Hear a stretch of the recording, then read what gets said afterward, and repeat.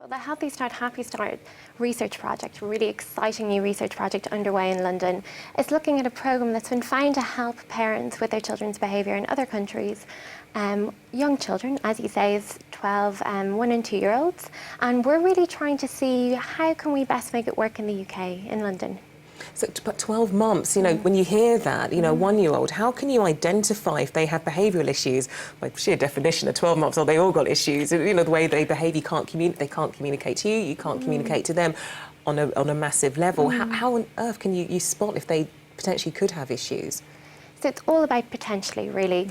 It's about trying to link in what might be the early signals, the early signs, and obviously children are very different and they show all sorts of different behaviour.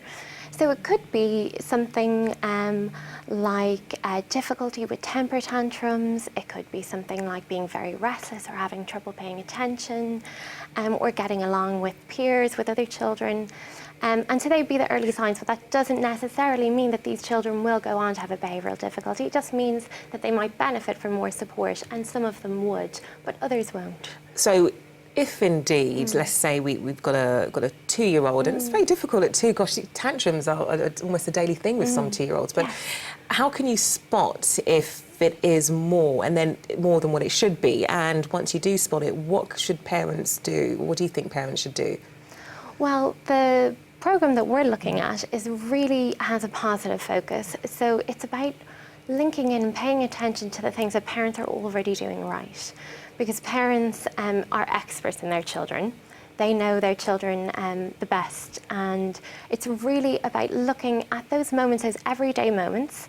So playing with their children, reading a story, mealtime, and looking at the moments where they're getting it right and really encouraging those behaviours a little bit more, and also offering tips when behaviour gets a little bit more challenging and a little bit more difficult to manage.